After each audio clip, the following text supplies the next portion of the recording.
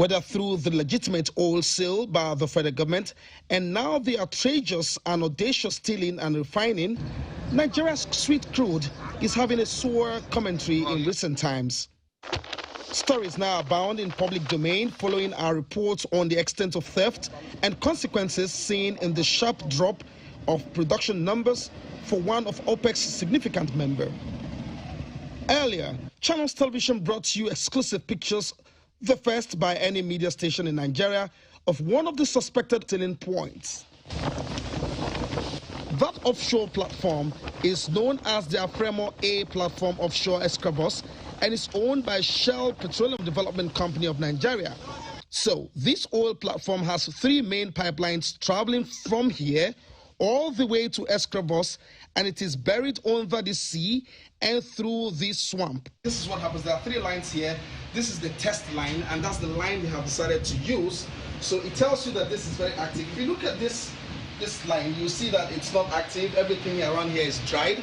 The same with that other one. You can see the screws, the nuts are all dried up.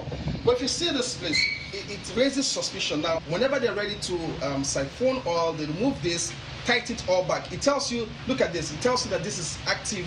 This is very active. I mean, it's not well screwed and all of that. So it tells you they do this regularly. They open this valve. Of course, this travels all the way into onshore. So it goes all the way whenever they are ready. You can see that there's nothing connected to this exit point. It's a test line. It is not supposed to be an active line, but look at this. This tells you there's been a fresh onslaught, there's been fresh discharge from this point. This is crude, not engine oil, not any other thing. This is crude. So they connect a hose to this place and run it to a vessel, a flatbed vessel, not the very big ones, a flatbed vessel that can take between like 4 or 5 tons to about 6 tons because of the draft of this side of the water. And so how do you know that this is an active platform? Because if it wasn't, look at this place. Look at this. Look at this. The same point. This is active crude. If this wasn't active, then this crude shouldn't be here. Look at it. This is crude oil. It should be sealed up like this, or sealed up like this, covered. But see, so where is the cover of this pipe is the question. We asked Shell's representative what they knew of this connection, or why, despite their claimed surveillance apparatus, didn't capture this. We did not know of this thing until when our guys discovered it when they were doing ground project. When was that? That was on the 1st of this month of October. Just 1 month ago. Yes. One week ago. Just 1 week ago. Yes. Interesting. Yes. Let's go to the next one. Interesting. 1 week ago. Given the number of years this might have gone on, the quantity stolen will fall in the region of millions. It was a daring undertaking to follow the crude line to this 2.5 miles location using boats, but an effort worth the risk. No one expects the scale of investigation to be meager. What will be interesting and deterring will be the sheer number of persons who may be involved in these years of suspected racket and how they will be prosecuted, especially how retribution will be made to the country Nigeria. Olu Phillips, Channels Television News.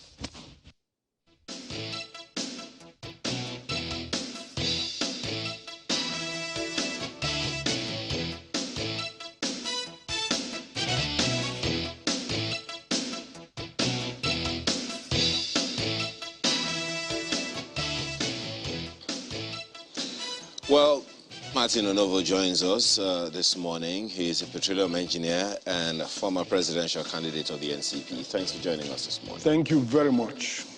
There isn't any need for any prologue, but you saw all of that. What do you make of it?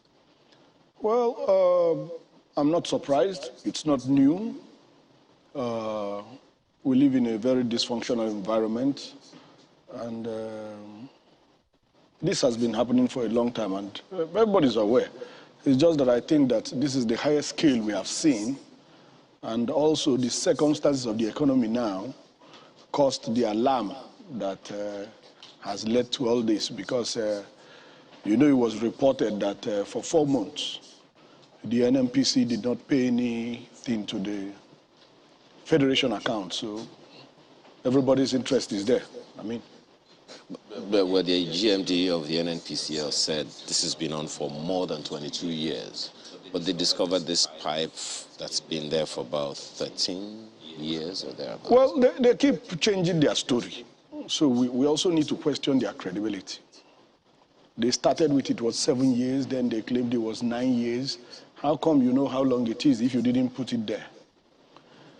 There are a few things that are clear that nobody can question.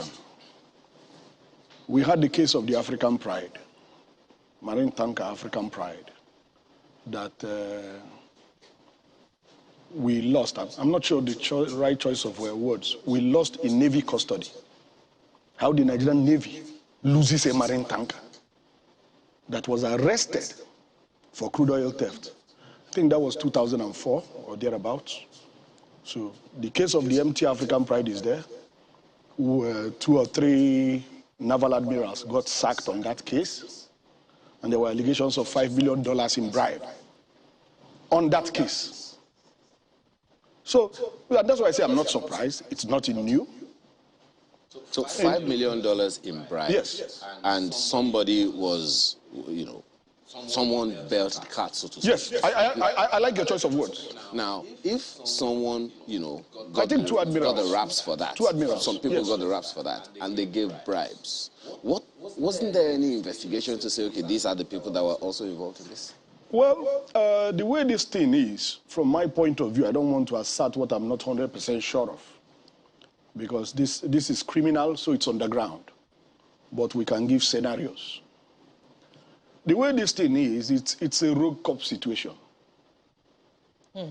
That's what it is. It's a rogue cop situation. So the policeman that is supposed to arrest the armed robber is the armed robber himself. So who will arrest the armed robber? My turn to say, I like your choice of words, rogue cop. It's a rogue cop situation. Which brings me to the oil platform, where this latest, oil theft has been discovered, belonging to Shell. Can Shell afford to stand back and be neutral amid this theft? Should questions be asked of Shell, and should we be getting answers? It's clearly a very large syndicate of syndicates. This is not easy to do. What is not easy to do? Oil theft on this scale. Of course, on the scale of what you people call illegal refineries, that I call pollution plants, because as a professional, I can't call those things refineries. They are pollution plants. Well, the NNPC calls them cooking pots. Okay. But the media calls them illegal refineries. I find that not suitable, because the damage they are doing is very significant. It seems to mitigate the level of damage they are doing. So those ones are stealing crude. There's no question. Who are those ones? The pollution plants that we call illegal refineries. But you haven't answered her question about should Shell be answering questions? I'm trying to link it all, because crude oil theft is not only this export level, which is the biggest level. There's also that level of so many pollution plants stealing at so many different points. Speaking professionally, in any typical design and typical operation, the lines have meters on your source and have meters on your sink. That's number one. Number two, lines have performance. So the engineers in charge and even the operators know the performance of their lines. If you compromise any line, operator should know. Because, for example, the first thing you notice is a pressure drop. Second thing is that your metering at your source and your metering at your sink has disparity. So it's impossible to do these things. These things only happen in Nigeria. So now... It's impossible to do these things. Impossible to do what? This oil theft is impossible, but it happens in Nigeria. Essentially, what are you saying by that? The hunter is also the hunted? Oh, yes, that's the road cop, number one. Okay. Secondly, I'm saying it's a syndicate of syndicates. So when you say syndicate of syndicates, I'm trying to understand, because we've had government in this country well before 22 years ago. We've had governments active in this country for 22 years. No break whatsoever, especially at the federal level. So if this has been happening and you're saying it is impossible to happen, and it is happening, what then could be the implication? Are you saying that government agencies are sleeping on the job, or what exactly are you? No. Sleeping on the job will be very mild. The presidential candidate of the Social Democratic Party directly accused the federal government of Nigeria. Directly at the MBA conference. Directly. And I will tell you with full professional authority, having been in this industry all around the world, Europe, North America, Africa, that I think he's right. And to add to that... Sorry, Bukola. When you say you are joining him to accuse the federal government, yes. let's decrypt government. Thank you very much. For example, for marine operations, exports, the Navy provides security. Let us take the case of this MT Heroic Idun. The first thing is that you guys need to appreciate that the level of theft we are talking about is not a 20-liter jerry can. That particular vessel, this recent one of August, is what you classify in IMO, International Maritime Organization, as VLCC, very large crude carrier. It does over 2 million barrels, my brother. Barrels, not liters. 1 barrel is 159 liters. So understand the phenomenal quantities we're talking about.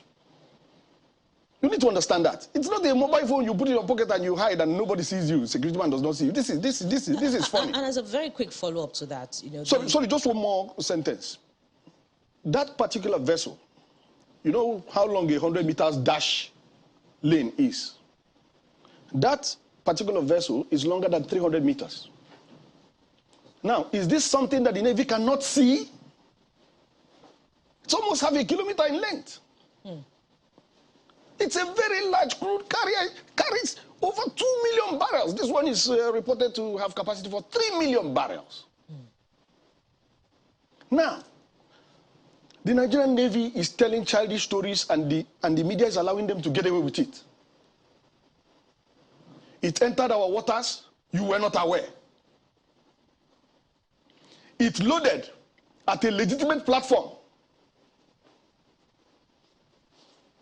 It left our waters, only to be arrested in Equatorial Guinea. So you are now admitting that the Equatorial Guinea Navy is superior to our capacity. So there are just too many things the media allows these people to get away with at press conferences. They just talk nonsense and we let them get away with it. But the president is the Minister of Petroleum. No, but people are talking.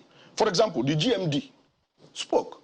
And to me, from where he spoke, if the energy correspondents had confronted him properly, he would leave the position.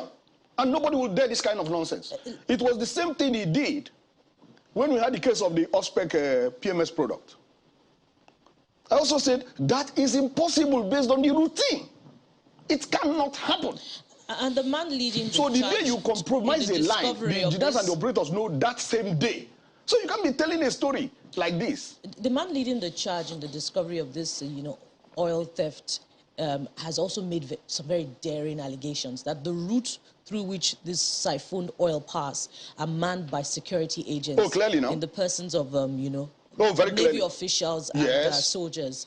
So are you looking forward to seeing any significant prosecution, arrests, and a demand of accountability by this government from those who are involved in line with these allegations? Well, I can tell you that we have seen so far, this case of the Heroic Idun is since August, this October. So any government that is really interested in investigating anything would have made progress after 2 months. But what we're hearing is stories and fairy tales and childish acts of irresponsibility and even impunity. The very same thing why did we as a people, because we need to stop blaming people in power and blame ourselves. Why did we as a people allow them? The more recent one was the off-spec PMS product. Why did we allow them to get away with it? I mean, that one was explained in such a senseless and unprofessional way, and we let them get away with it. But what can people do really? No, the first thing is if you interrogate it, and then the facts become clearer instead of these dirty stories they tell. For example, in the case of the PMS, the Minister of State says inspection failure. Meaningless to me as a professional. The GMD of NNPC said that the test schedule does not include methanol. Silly, completely silly. Completely unprofessional. Imbecilic. But you can even see the inconsistency in their two stories. Now, I've done this for this country. Let me now come in there with so this. I know how it is done. I don't know if how what is done. Shipping products. I know how it's done. It's very simple. In any port where you're shipping or terminal, first, if it is Nigeria, you have DSS, you have customs. Now, if a vessel comes to my terminal to load, I have my custody transfer metering systems. The vessel has its own custody transfer metering systems. Then normally you nominate inspectors. Do you understand? And this is the standard worldwide. For example, how many people in Nigeria know that just like your vehicle is registered and has plate number, every vessel, marine vessel, has IMO registration, and they are tracked online real time. Every registered IMO vessel, you can say where it is at any point in time, globally. Unless it's not IMO registered, which is a criminal vessel. So it is impossible for these things to happen. I don't know how else to explain it. But they happen because I will say it's a rogue cop situation. And I'm not the only one saying it. Other professionals like myself, like Engineer Alex Ney, has said it. That government better stop telling this kind of silly stories. Mr. Onovo, yes. If this has gone on for a very long time, why now? Why the renewed, why the vigor that we see now in the discovery of illegal pipelines, oil theft, and all of that? Why now? It's first is that this thing is beneficial. What do I mean is beneficial? If you look at the case of this recent case of Heroic Idun, 3 million barrels, $100 per barrel, that's $300 million. If you do that 3 times, you have $1 billion. So you understand, it's very beneficial. And all the syndicates can get enough money. And all the members of each syndicate can get enough money. So that's number one. Number two, what you tolerate. And that's why I'm saying we need to blame ourselves, because we tolerate all this. These things are not new. We tolerate them. These people call press conferences and they talk nonsense and we let them get away. So we're tolerating it. And then we put it on the front page, making ourselves look stupid and incompetent. So what should the people do? What should the media do? I mean, from the report that you saw, on the screen just before we came on, Channels Television went much deeper than... Oh, yes, and did what nobody else has done before. Showed the tap. That's all the media can do. No, the media can do a lot more. No, the media can do a lot more. The media can do a lot more. Before you crucify us in the media, let me point this out. Just recently, about 4 months or thereabout ago, the Rivers State governor, went around his own state saying, look, these things are illegal. I may not have authority over petroleum resources and all of that because it's in the exclusive list, but I know criminality when I see one. What's wrong with other state governors or governments in the oil-producing areas doing the same and calling out the people who are... Because there are those who would say, if the state governments themselves had made noise the way the River State governor made noise, albeit late because there have been governments before him, why not other state governors do that? The first thing is that I will not think that ordinarily a state governor has sufficient capacity for that. What do I mean? because, like the Rivers governor says, responsibility.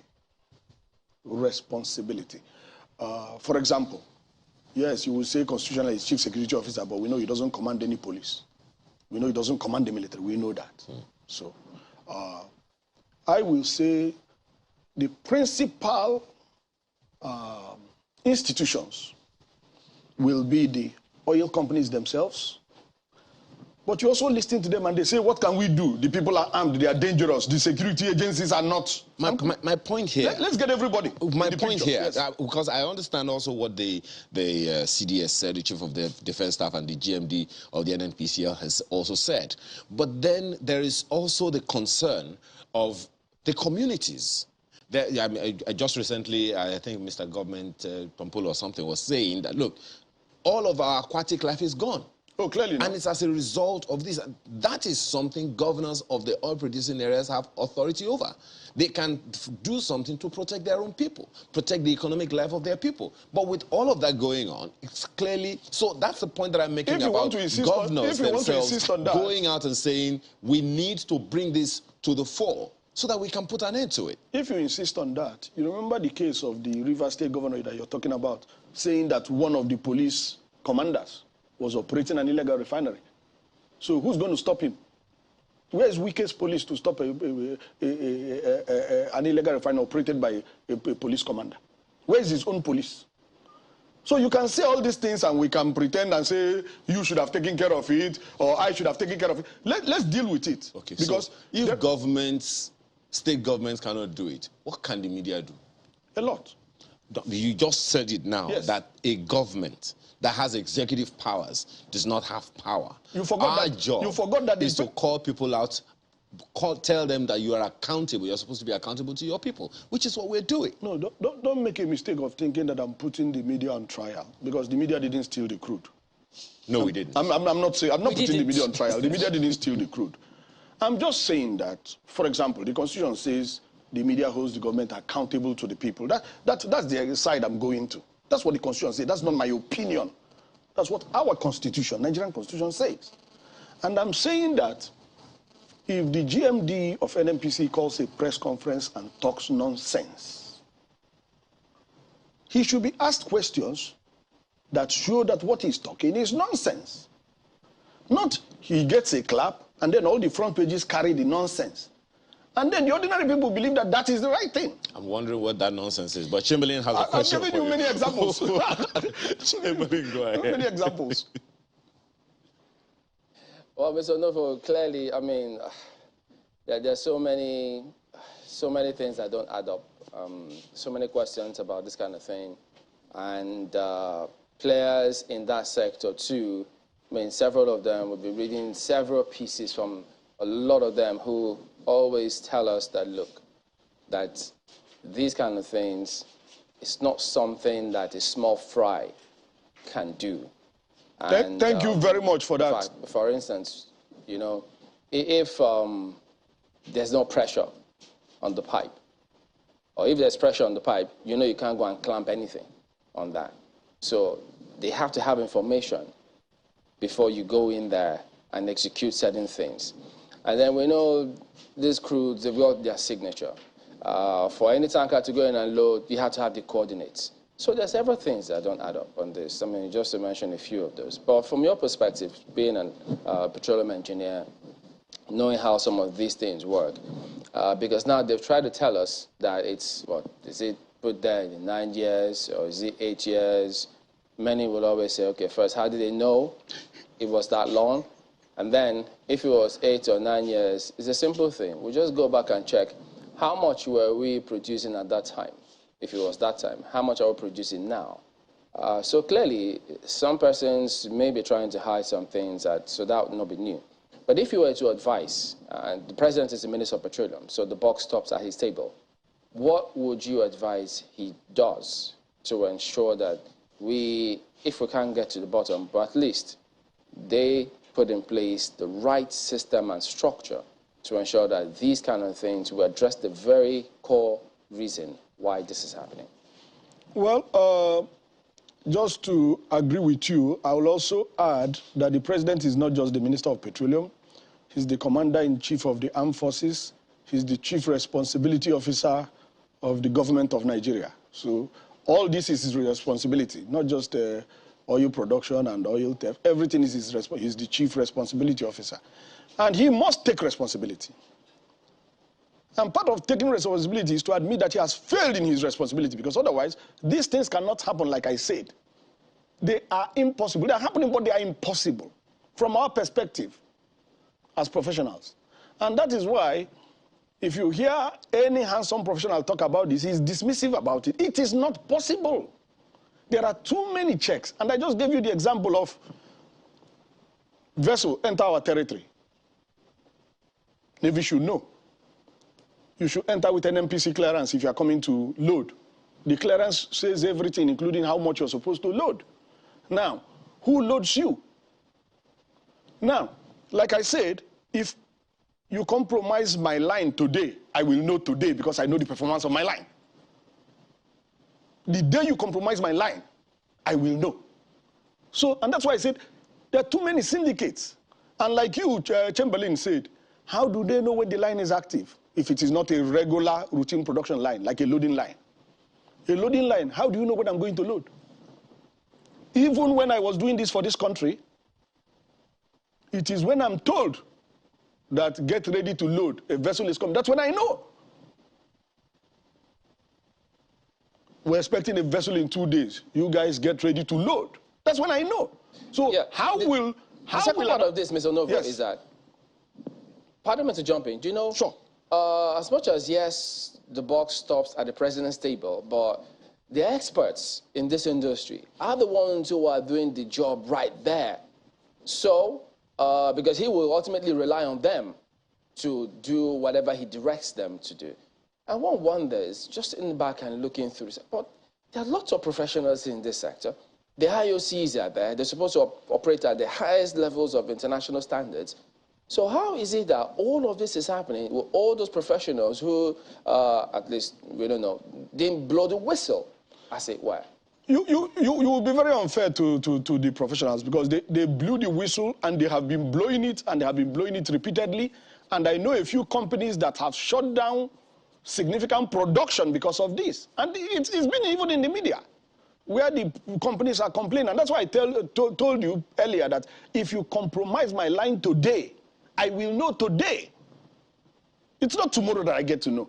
In addition, for modern systems that have what we call SCADA, Supervisory Control and Data Acquisition System, you're sitting in a control room and you see everything online real time. So and that's why I say these things are impossible.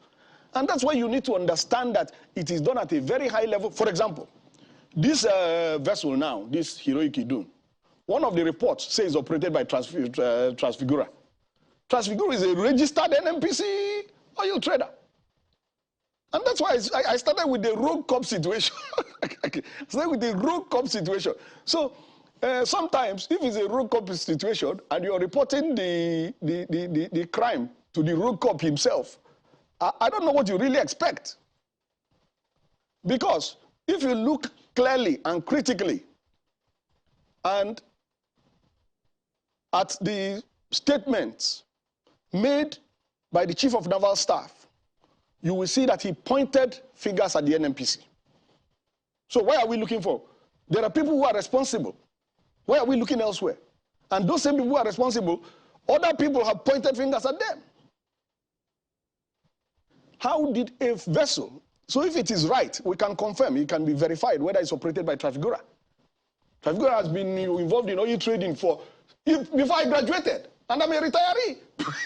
so nothing is new here. Mr. Onovo, you mentioned SCADA the other time. I wonder if SCADA is the same as the tracker that Council approved 17 billion naira for in 2018, which was not bought till now. By our checks, it has still not been bought.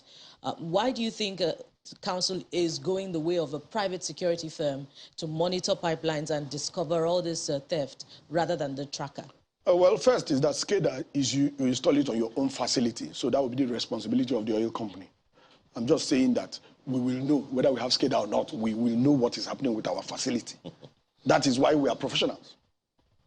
If you compromise a line, the performance changes. The pressure characteristics change.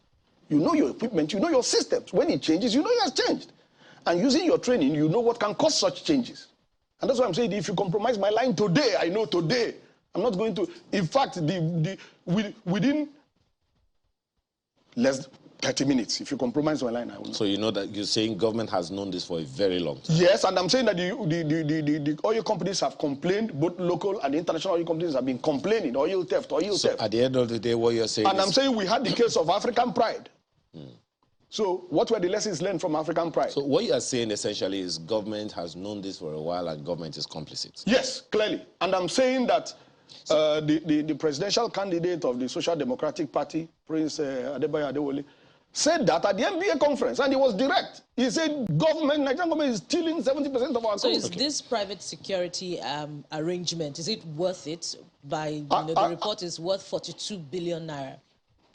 I will say that the private security arrangement first amounts to,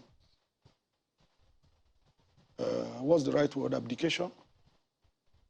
What's the right word? That government has abandoned its responsibility. Now, you want a private security organization to achieve what the Nigerian Navy cannot achieve.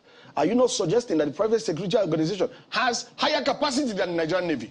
Which is also what you suggested with Heroic Idun being arrested by Equatorial Guinea Navy. You couldn't arrest it. It was in your territory. Equatorial Guinea arrested. You are suggesting that Equatorial Guinea has superior naval capacity to Nigeria? Well, you've asked more questions than we have asked. No, I've answered all the questions. We have to thank you because, I mean, we can only wait for how government is going to respond to these and several others in the light of the commitment that the CDS and the NNPC GML has made. For now, you believe them? I don't believe them. They said just take note that I don't believe them. We report. If you choose to believe them, we report that's media business. We bring and the media, they're my friends, but they accuse me of accusing them. Onovo, petroleum engineer. We have to thank you very much.